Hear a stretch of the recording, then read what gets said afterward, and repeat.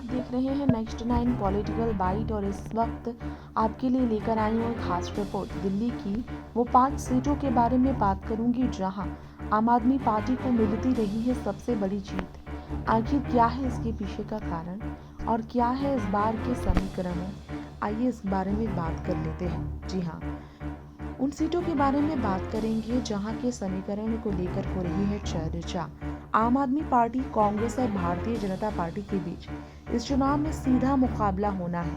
अन्ना आंदोलन के बाद अस्तित्व में आई आम आदमी पार्टी ने 2013 के चुनाव से ही दिल्ली में शानदार प्रदर्शन किया है। कुछ ऐसी सीटें दिल्ली की रही हैं जहां आपको पिछले चुनावों में हमेशा शानदार जीत भी मिली है। इस बार दिल्ली विधानसभा सीट चुनाव को लेकर कई सीटें ऐसी है जिस पर बीजेपी पूरी ताकत झोंक रही है। कांग्रेस भी कोई कसर बाकी नहीं रख रही है।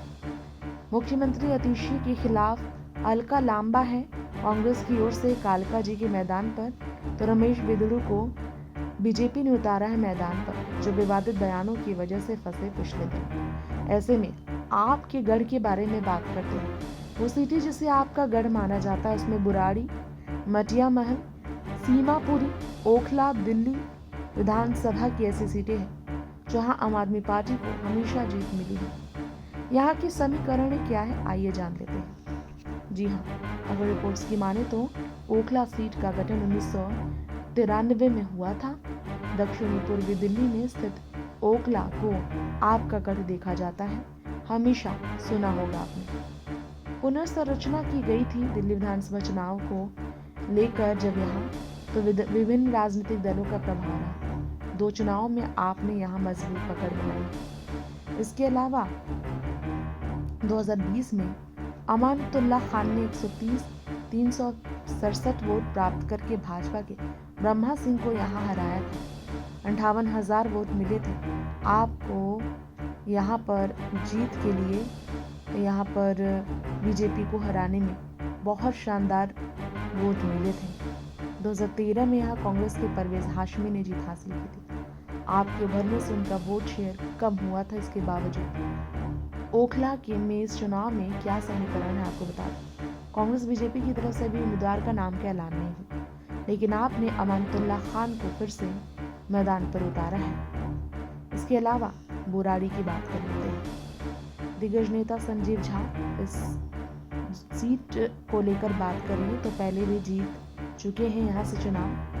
बुराड़ी क्षेत्र में बुराड़ी, खादीपुर, इब्राहिमपुर, मुखमेलपुर, नंगलीपुना, झरोड़ा, जगतपुर जैसे गांव हैं जहां बीजेपी को जीत मिली 2008 के विधानसभा चुनाव में।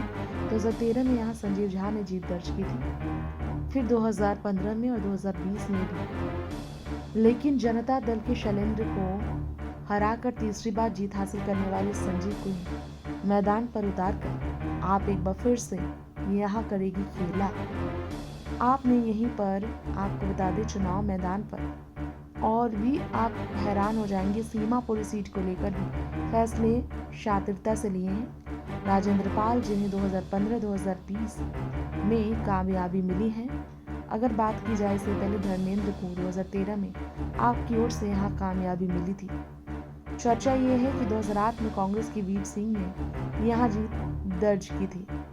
और इसी के साथ इस सीट को लेकर फैसला आपका क्या है ये आपको बता दें। आपने इस बार जो है सो कांग्रेस और बीजेपी के खिलाफ एक बार फिर से मैदान पर शानदार तरीके से प्रत्याशी को उतारा है।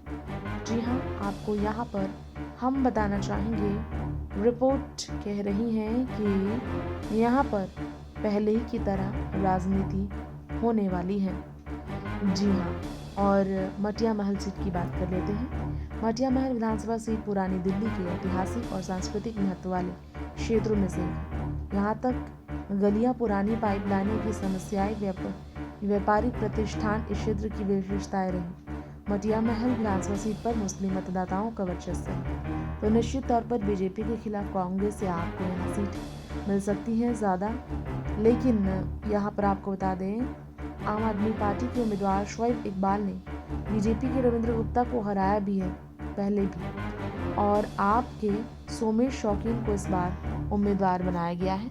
फिर से मुस्लिम प्रत्याशी को उतारा गया है आपकी ओर से, यानी कि मुस्लिम बहुमूल्य इलाकों पर खास तौर पर आम आदमी पार्टी का वर्चस्व दिल्ली में बढ़ा है।